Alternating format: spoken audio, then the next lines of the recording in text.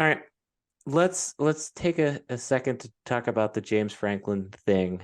If you didn't catch it after the game, let me take a step back. James Franklin's had a weird year with the media, I think would be the best way to describe it. Um, Testy, I guess, would probably be a word that comes to mind. And I don't know if it's just expectations, pressure, etc. Um, but it's been a weird year. We'll talk about the press conference moving to Mondays as a part of it, but there was a quote after the game from James Franklin. I'm gonna steal it from Mike Porman's article.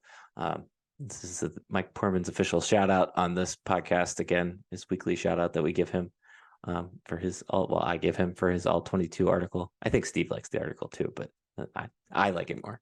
No one's a bigger fan. Anyways, here's the quote from Franklin. Quote, we got a win last week, built on it, got better this week. That's something that's really important. We've won a decent amount, not as much as everyone wants. I get that. But I also think we've taken winning for granted a little bit. We win games and you come into the press conference and it doesn't necessarily feel like that. My comment back to James Franklin would be that's not their jobs. Like they are just there to ask the questions. That is their jobs. If he wants that, love Brian Tripp, he can go talk to Brian Tripp, or he can go talk to somebody that gets paid from Penn State athletics, because that's what those people are there for. I think we've talked about the radio crew; they do a great job of being relatively, unbiased as much as possible. I don't know. It was a weird thing to blow up on. I guess you said Dave Jones's article had a little bit of tidbit about it with a Yeah, fan interaction. yeah. I think more context. And honestly, I before I get that, like I want to go freelance someday when some coach says that, and have the ability to be a freelancer and just leave the room, like just be done, like just fold up the notebook and walk out and be like, yeah, I'm going to get my pom poms, coach. I'll be back later. Like I don't know what they expect when they come in that room. They're there to answer questions. He wants questions sooner rather than later because of moving the news conference. There it was. But yes, apparently after the end game ending, Dave Jones on the sideline, Franklin's working the sidelines, high fiving some fans, saying congratulations after the game, and some fan yells over the din, just beat Michigan, and Franklin turned around and was like, well, can't we even enjoy this for 15 minutes? So I think that probably set the tone, because I didn't know that when I saw the video or saw the clip of the video early on, and that seems to set the stage because the media hadn't done anything when he walks in the room or even in the first question or so. So it had to be the fan. And I'm sorry, you don't get to be the coach and say, well, you do get to be the coach and do whatever you want. But you can't say, I get it, I understand, when you don't really understand what people are coming at this from. They're coming at it from a different perspective than you. Penn State fans need you to win 2 games this year in their mind. That's it. They care about Michigan and Ohio State because the other ones are taken for granted, unfortunately, because of your success. And I think often that context is lost on coaches because they're focused on other things. But I think they should be bigger, not even self-aware, program aware enough to know that, okay, that's what matters. You're not getting appreciation in the media room. That's not their job. And I think even the whole thank you for coming out every week, thank you for doing it, I think it's unnecessary. I mean, it sounds polite and whatever else, and I'm sure it is. Maybe it's genuine. I don't know. But you need to thank the media for doing their job. They're going to be there no matter what. But it's not their job to cheer for you when they come in. And it sounded like it was a fan that kind of set that thought process in motion post game. The thank you thing is interesting to me, and I wonder if that is simply I coached at Vanderbilt, where there are 20 other things in Nashville that are a lot more important, Sure. and probably is closer to, not to tick off Pitt people, but probably closer to Pitt in terms of pecking order, in terms of entertainment dollars in that city for sure. Um, and it's harder to get that. So I do understand to a degree where that comes from.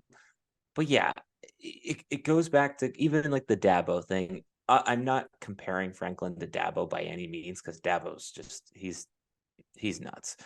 But it's like people have like people want to hold you accountable, and part of the people that get to hold you accountable are both journalists and fans, and that's how this job works that you chose. That's why you get So paid what you get paid. right. I think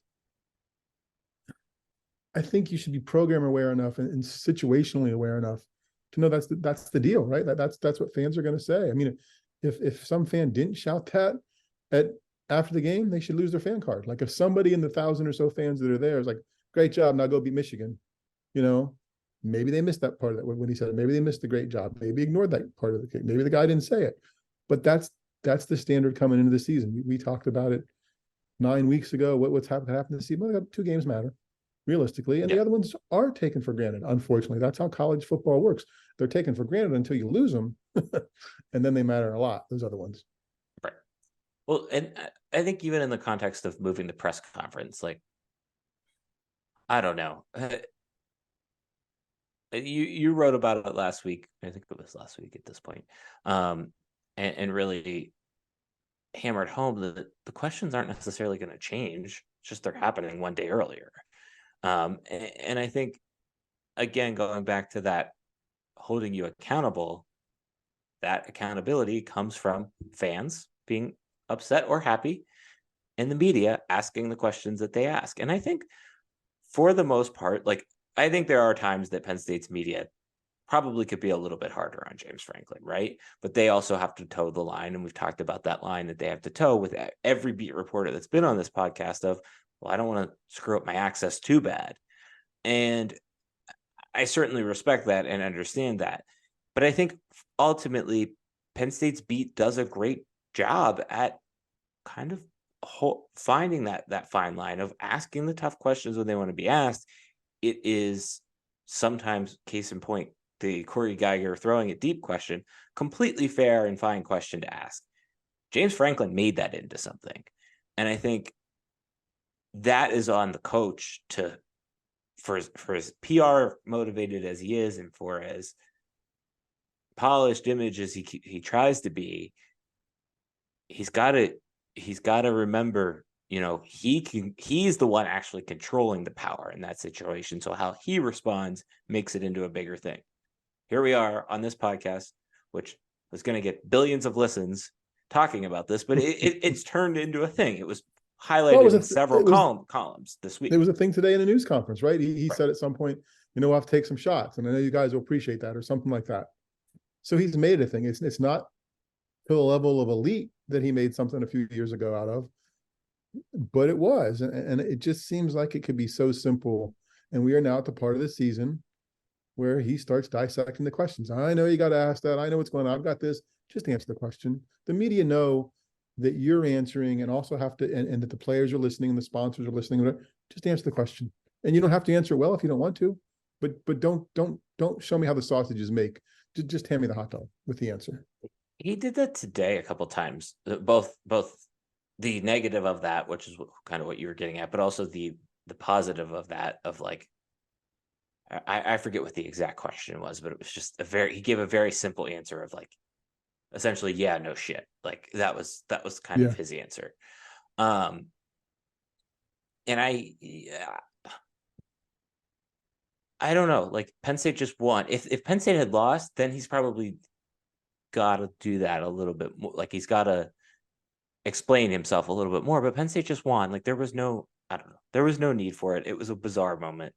And I don't know. It was weird. And he's had a lot of weird moments this year like that. Has he had it late this year in the past month? Realistically, it feels from it's Ohio maybe State now. Yeah. It like, well, it started pre-Ohio State. It started with the Geiger thing. It started with and Corey said that he probably should have rephrased the question or asked it in a different way, but it was 100% a fair question to ask. It's a question that every single person that attends Penn State football games goes and thought for up until that point of, why aren't you throwing it deep? This guy's got the best arm apparently ever. Why aren't you throwing it deep?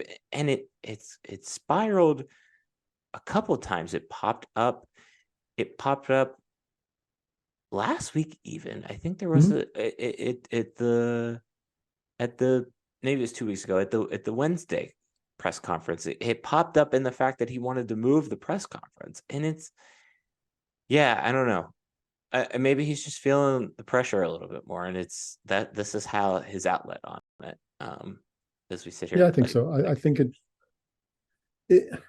to really overthink it, right? The criticism with Coach Franklin has been game day coaching. He can recruit, but there's the decision making during the game. They do something, whatever else. It feels like the whole media stuff when he struggles, and he doesn't struggle always, but he struggles at times, is when you overthink it, right? When you start thinking about the what ifs and if this and if that. I think just do it. Don't tell people what you're doing. Just do it. I think that those things feel in my mind that they translate a little bit.